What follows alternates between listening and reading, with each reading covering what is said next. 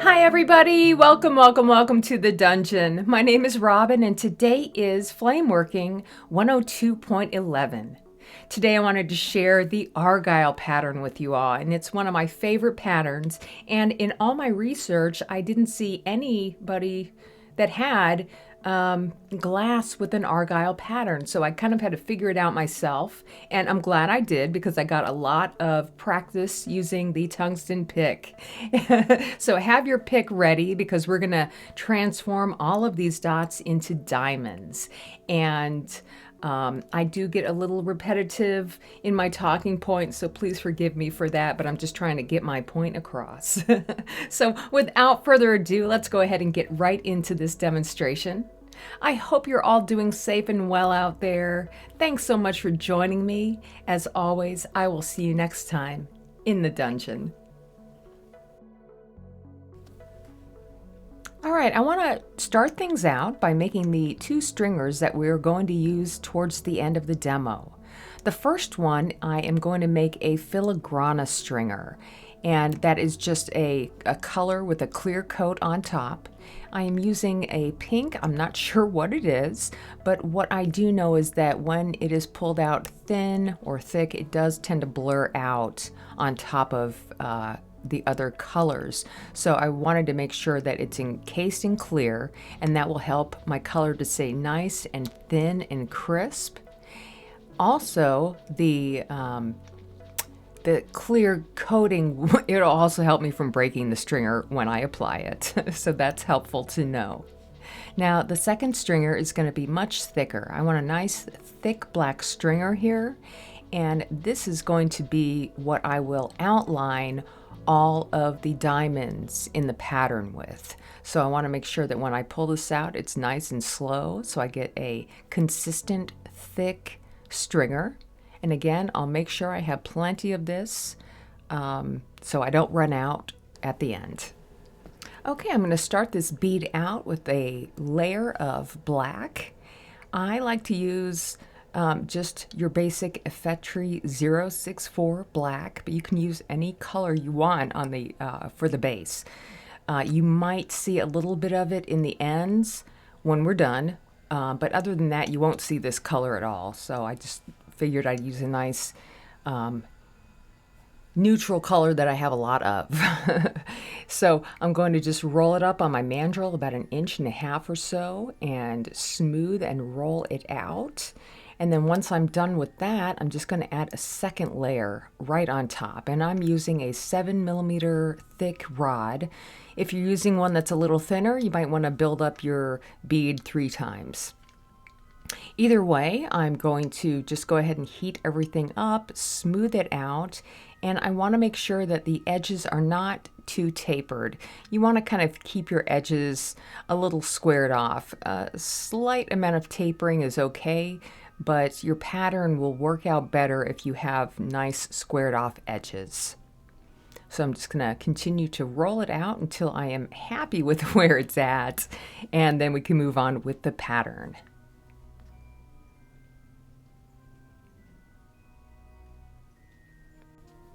Okay, so now we're ready to add our dots. And this first one is in real time because I want you to realize that it does take time. You know, I add my dots nice and slow. I want to gather my glass the same amount every time. And I will start the first one by adding it right in the center of my bead.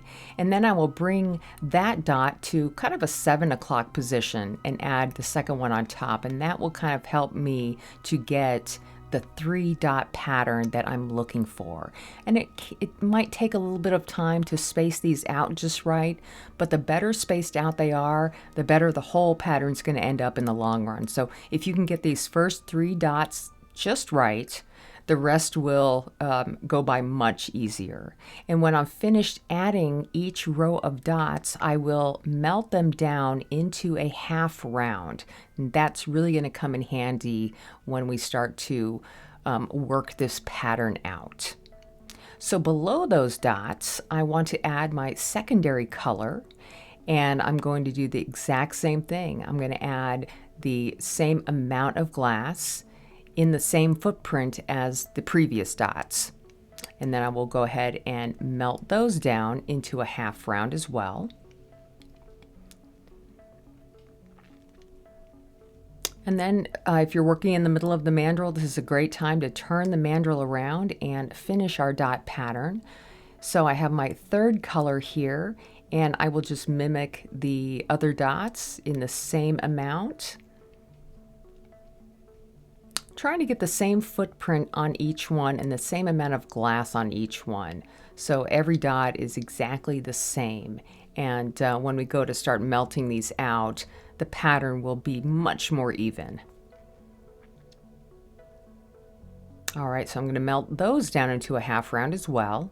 And now I want to go ahead and add my end dots. And these are much smaller dots, and I'm going to use the center color, the sky blue, to kind of stick with the traditional Argyle way of adding color. You want to use the center color as your main overall color. So these end dots are going to be about half the size of the main dots. Do your best not to get any of these dots to touch each other. And again, your pattern will work out better that way. All right, so once we're done adding all of our dots, we can go ahead and start to do the next process, which is flattening each one of these dots. Okay, so heating up each dot individually, I will use my butter knife to very gently flatten it down. And it can take you 1 or 2 times to heat and flatten, but what you're looking for is about trying to flatten them down about halfway. You don't want to flatten them all the way, not yet, because we're going to need to use the glass around the edge of each one of these circles to then pull into the diamond shape. So you want to maintain kind of a low profile, but you definitely want to end up with a plateau of color. So we'll go through this whole bead, pressing each dot down individually.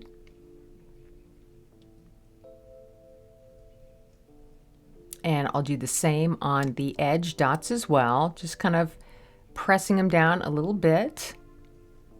And once everything looks good, I just want to finish up here by giving it a nice gentle heat and a really gentle roll. I'm not pressing down hard at all when I'm doing this roll here. I'm just trying to kind of feel that everything is evenly pressed down.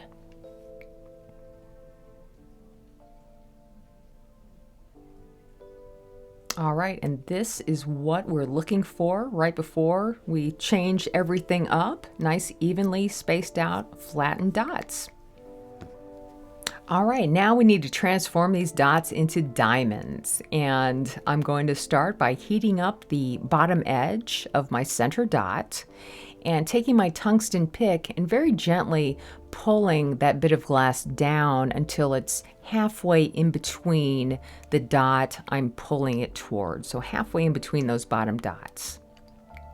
And then I'll go ahead and spot heat that top half of each dot and go ahead and very gently grab and pull that glass, just very gently nudge it to where it needs to be, about halfway up in between the opposing dots. Now, I will say that a couple of times when I was working on this pattern before, I was torquing on it a bit too much. I was pulling too hard, and the bead did release itself off the mandrel. So don't let that intimidate you.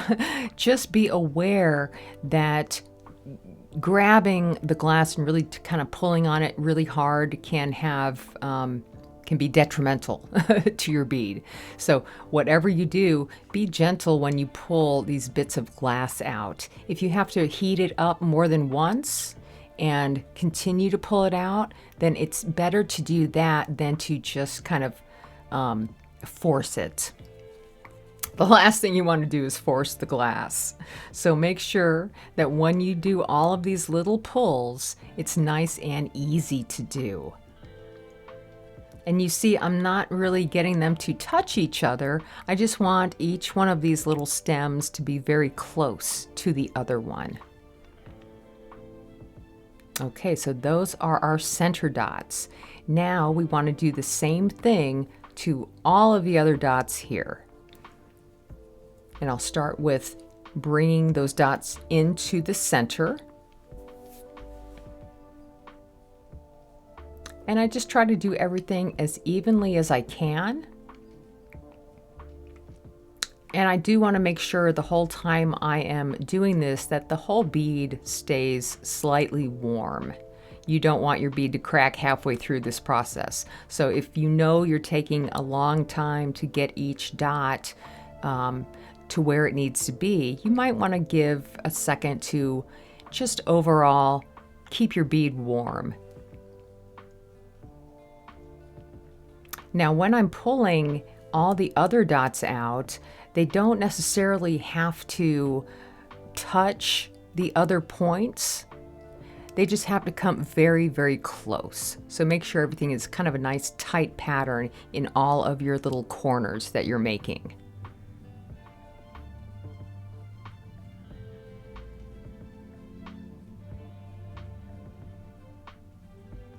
Now the end dots, I only pull up once, just right here, just the one pull. But if you want to do another couple pulls to widen them out at the base, that's fine. I just wanted to save a little time because I knew that those dots were going to work themselves out when we do the rolling. Either way, you're going to finish up your pattern. And this whole segment probably took a good 20 minutes to do. This is the longest the part of making this bead, this whole section. This took the longest. But once you have it accomplished, it's like a big accomplishment. I was patting myself on the back here. So make sure that at this point you have all of your diamonds kind of out and almost touching each other. And now we can move on to the next step, which is to gently roll, flatten, and to get all of our diamonds to start pushing out towards each other. And this happens a lot nicer when you're giving it a very gentle heat and gentle rolling.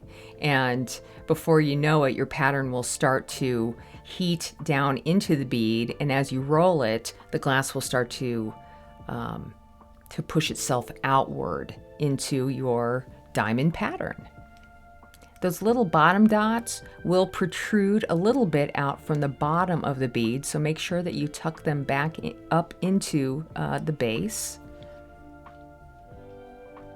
And then just gentle heating and rolling. Take your time in this step and you'll be happy you did.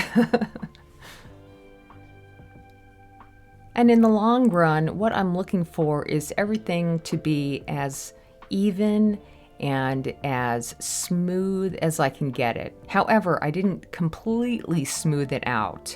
You can see that there's still some areas where I could have went ahead and continued to roll, but this was good enough to get my outline on it. So you can see these diamonds don't have to be perfect, just close, just close to it. The outline will make the diamonds really stand out and look nice and crisp. So before I add my stringer, I want to make sure that I heat up the line where I'm going to add it to. And then I will lay my stringer down and give it a nice reheat and very slowly flatten it out before I move on. And then I'll do the same thing on each one. I will preheat where I want to lay the cane down. And then I'll go ahead and add my stringer. And if I need to, I can have my butter knife to help me straighten up any of the lines where I was a little shaky and help to make them a little bit more straight. And before I move on, I do want to make sure that my ends, like the whole bit of stringer, is nice and flat against the bead. Okay, we have one more to do here. And it wasn't perfect on each one, but you know, once you're done making this pattern, you know, from far away, you cannot really tell. So do your best to evenly lay down all of your cane. And I will roll it out just on that angle. Now, once I've flattened all of these first stringers out, it's going to be a lot easier for me to lay down the secondary stringer because I won't have any bumps along the way. So you want to make sure that you're always laying a stringer down on a nice flat surface.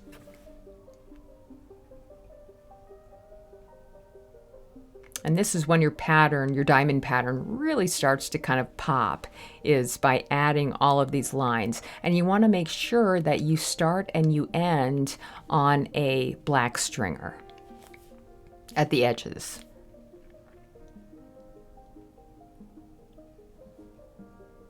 All right, it's looking good. I have one more to do here.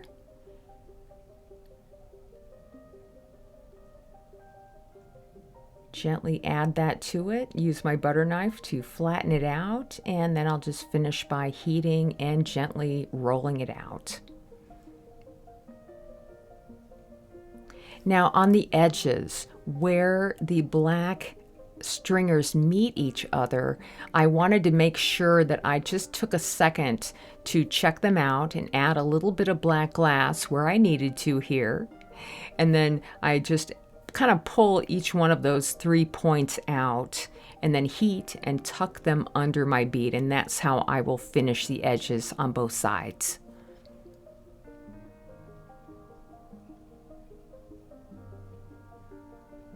All right, that looks great. So now for our final stringer, the thin pink stringer that will run right up through all of our diamonds. I'm going to do the same thing, just make sure I have a nice spot that's already kind of warm so the stringer will stick to the glass better that way. And then continue all the way around until I have all of these thin stringers right in the center of each diamond.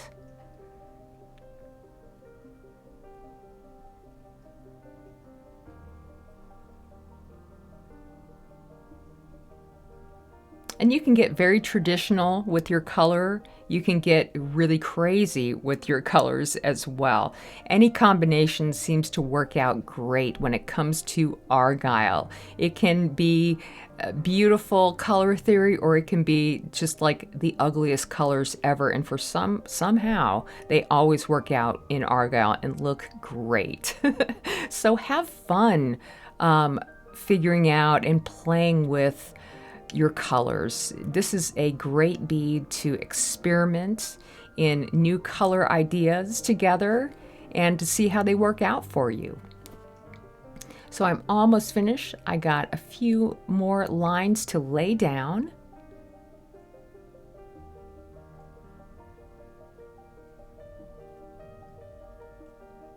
Definitely make sure that the top and bottoms are also secure to the edges of your bead.